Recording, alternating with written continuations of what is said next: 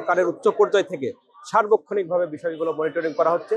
আমরা তাদের সকলকেই, এই যে আমরা 1900 জনের তালিকা করেছি, সবাইকে এই পরিমাণ খাদ্য দেওয়া হচ্ছে। এছাড়াও আপনারা জানেন যে আমাদের এখানে গত 25 তারিখ করাইল বস্তিতে ভয়াবহ অগ্নিকাণ্ডের ঘটনা ঘটে। আমরা সেই দিন সন্ধ্যা থেকে শুরু করে রাত 1টা পর্যন্ত আমরা এই করাইল বস্তিতে অবস্থান করেছি। সেখানে আমাদের ঢাকা জেলার সম্মানিত জেলা প্রশাসক স্যার সহ আমরা ছিলাম, এবং পরের দিন সকাল হতে, অর্থাৎ গতকাল সকাল থেকে আমরা আমাদের লোকজন দ্বারা এখানকার যে তালিকা করা হয়েছে যারা ক্ষতিগ্রস্ত, এরকম আমরা প্রায় 1900 লোকের তালিকা করেছি। এবং গতকালই বিকেলে এই স্কুল মাঠেই সরকারিভাবে আমরা তাদের সহযোগিতা শুরু করেছি। যেই সহযোগিতাগুলোর মধ্যে আছে তাদের শীতের জন্য কম্বল রয়েছে, তাদের মশারি রয়েছে এবং শুকনা খাবার রয়েছে। শুকনা খাবারের মধ্যে আমাদের রয়েছে 10 কেজি চাল, 1 কেজি ডাল, 1 কেজি চিনি, 1 কেজি লবণ, 1 লিটার সয়াবিন তেল, হলুদের গুঁড়া, মরিচের গুঁড়া, এরকম প্রায় 15 কেজির একটা আইটেম।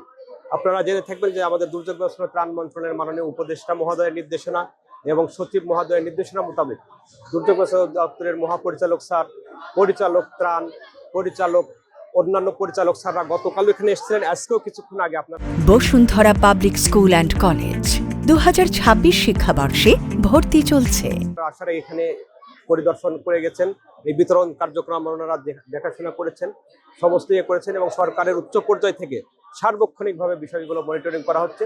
আমরা তাদের সকলকেই, এই যে আমরা 1900 জনের তালিকা করেছি, সবাইকে এই পরিমাণ খাদ্য দেওয়া হচ্ছে। এছাড়াও আপনারা জানেন যে আমাদের যারা ডেভেলপমেন্ট পার্টনার রয়েছে, এনজিও রয়েছে, আইএনজিও রয়েছে, তারাও বিভিন্নভাবে সহায়তা করছে। আজ আপনারা দেখে থাকবেন এখানে সরকারের আর একটা সহযোগী সংগঠন যারা আমাদের সাথে কাজ করে, ডেভেলপমেন্ট পার্টনার ব্র্যাকের পক্ষ থেকে 2000 করে টাকা দেওয়া হচ্ছে। সেই সাথে তাদের জ্যাকেট, শিশুদের জন্য 3টা করে শীতের ড্রেস।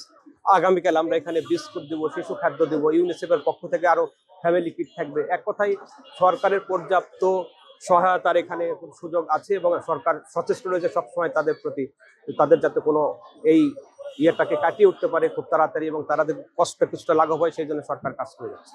পুনর্বাসন সহ যাবতীয় তাদের জন্য যা যা প্রয়োজন সব বিষয় নিয়ে সরকারের ঊর্ধ্বতন মহল নিয়ে এটা নিয়ে চিন্তা করছেন, এবং অচিরেই আপনারা এটার ফলাফল দেখতে পাবেন।